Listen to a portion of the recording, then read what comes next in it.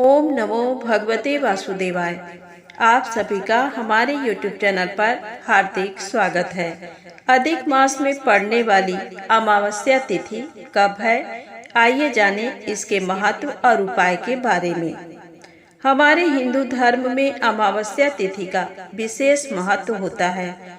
अमावस्या तिथि पर पितरों को तर्पण, ग्रह दोषों से छुटकारा पाने के लिए उपाय और दान आदि कर्म किया जाता है।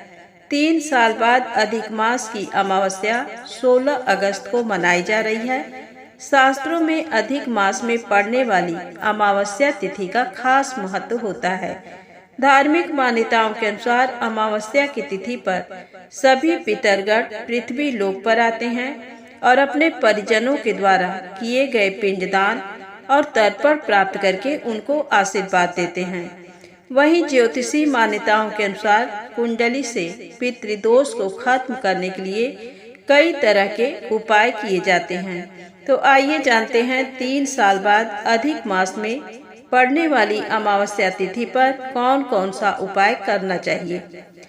हिंदू पंचांग के अनुसार हर 3 साल बाद पड़ने वाली अधिक मास की अमावस्या की तिथि 15 अगस्त दिन मंगलवार को दोपहर 12:42 पर प्रारंभ हो चुकी है और इसका समापन 16 अगस्त को दोपहर 3:07 पर हो जाएगा।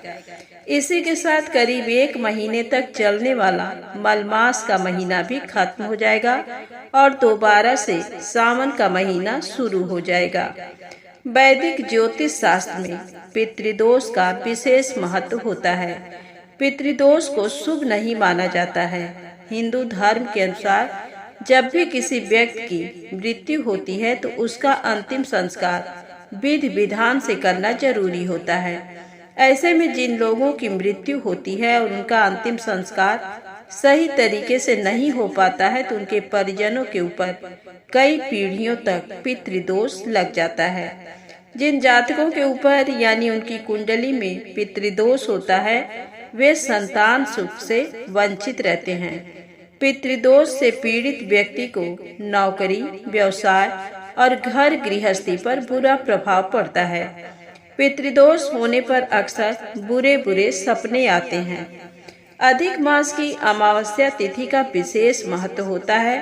अधिक मास अमावस्या पर भगवान शिव की पूजा करने का विशेष रूप से लाभ होता है। कुंडली से पितृदोष संबंधी ग्रह दोष को दूर करने के लिए इस दिन शिवलिंग पर जल, दूध, दही, शहद और काला तिल चढ़ाना चाहिए। इसके अलावा लंबी आयु और मृत्यु के भय को दूर करने के लिए शिवलिंग पर सफेद आक का फूल, बेलपत्र, भांग और धतूरा आदि चढ़ाएं। अमावस्या तिथि पर पितरों का तर्पण करें और सूर्य देव को तांबे के लोटे से जल अर्पित करें। अधिक मास की अमावस्या तिथि के दिन पीपल के पेड़ के नीचे दीपक प्रज्वलित करना चाहिए। ऐसा करने के साथ वृक्ष की 7 बार परिक्रमा भी करनी चाहिए। अमावस्या तिथि के दिन पीपल के अतिरिक्त बरगद, तुलसी, समी इत्यादि की पूजा भी करें। पीपल के वृक्ष की उपासना को इसलिए महत्वपूर्ण माना जाता है क्योंकि मान्यता है कि इस वृक्ष में त्रिदेवों का वास होता है। अमावस्या के दिन भगवान शिव को काला तिल अर्पित करने से ऐसा करने से जीवन में सुख समृद्धि आती है। श्रावण अमावस्या तिथि के दिन तुलसी के पौधे के निकट भी दीपक प्रज्वलित करना चाहिए। धार्मिक शास्त्रों में अमावस्या तिथि के महत्व को विस्तार से बताया गया है। धार्मिक मान्यताओं के अनुसार अमावस्या तिथि के दिन स्नान, दान और तर्पण करने से पितरों की आत्मा को शांति प्राप्त होती है। इसके साथ ही कुंडली में उत्पन्न हो रहे ग्रहों के अशुभ प्रभाव से छुटकारा मिल जाता है। इस विशेष दिन पर पीपल के वृक्ष की उपासना करने से साधक को सुख, समृद्धि एवं ऐश्वर्य की प्राप्ति होती है। सावन की अधिक मास की अमावस्या पर शिवलिंग पर बिल्व पत्र, धतूरा, आंकड़े के फूल, गुलाब अर्पित करें। इसके बाद चंदन का तिलक लगाएं, देवी माँ का श्रृंगार करें और भगवान को मिठाई का भोग लगाएं। अमावस्या पर भगवान विष्णु, महालक्ष्मी और श्री कृष्ण की विधिवत पूजा करनी चाहिए। इस दिन ओम नमो भगवते वासुदेवाय, ओम क्रीं कृष्णाय नमः मंत्र का जाप करना शुभ होता है। अमावस्या पर पितरों के लिए धूप ध्यान करना चाहिए। कंडों पर गुड़ घी अर्पित करें और पितरों की आराधना करें। अधिक मास में ग्रंथों का पाठ करने का विशेष महत्व है। 16 अगस्त को अधिक मास खत्म हो जाएगा। इस महीने की अंतिम तिथि पर विष्णु पुराण, शिव पुराण, रामायण आदि ग्रंथों का पाठ करना चाहिए। पूजा पाठ, दान पुण्य और ग्रंथों का पाठ करने के बाद जरूरतमंद लोगों को जरूरी चीजों जैसे खाना, धन, जूते, चप्पल, कपड़े का दान अवश्य करना चाहिए। इस दिन गाय को हरा चारा खिलाना चाहिए। चिड़ियों पक्षियों के लिए दाना बिखेरना चाहिए और आपके पास कहीं नदी तालाब हो तो वहाँ मछलियों के लिए आटे की गोलियां अवश्य देना चाहिए। इससे हमारे पितर प्रसन्न होते हैं और हमें आशीर्वाद मिलता है। तो अब आइए सुने अमावस्या की पौराणिक कथा। एक ब्राह्मण और ब्राह्मणी थे। वे दोनों भगवान के भक्त थे। घर में सब कुछ था, पर उनके कोई संतान नहीं होने से वे अति दुखी रहते थे। एक दिन अपनी स्त्री से वन में तपस्या करने जाने के लिए कहा और भगवान पर भरोसा करके वन में चला गया। जंगल में जाकर तप करने लगा। बहुत वर्ष बीत गए। उसको वैराग्य हुआ कि अब अपना जीवन समाप्त कर दूंगा। इस प्रकार सोचकर वह पेड़ की डाली पर फांसी का फंदा लगाकर मरने को तैयार हो गया।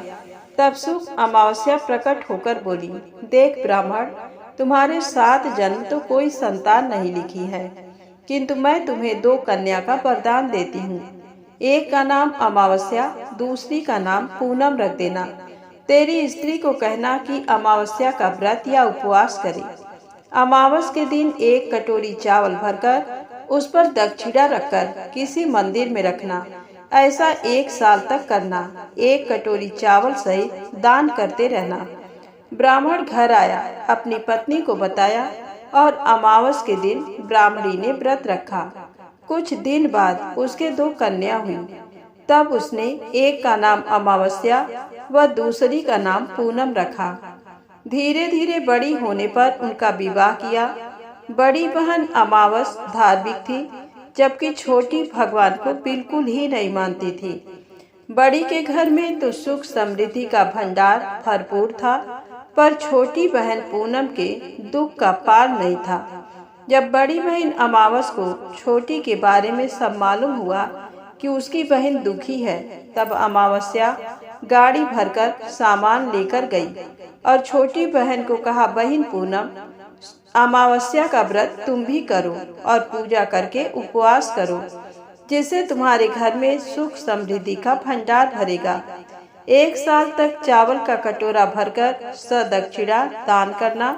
पूनम ने ऐसा ही किया। कुछ दिनों बाद उसके घर में धन धान्य और संतान की वृद्धि होने लगी। इस प्रकार जो भी अमावस्या का व्रत आदि विधि पूर्वक करेगा, उसके घर में सुख समृद्धि का भंडार माँ अमावस्या उसकी समस्त मनोकामनाएं पूर्ण करेंगी। तो प्रेम से बोले, अमावस्या माता की जय हो। दोस्तों, यदि कहानी अच्छी लगी हो, वीडियो अच्छी लगे तो प्लीज़ लाइक अवश्य करना, चैनल को सब्सक्राइब करना। जय माता दी, जय भोलेनाथ।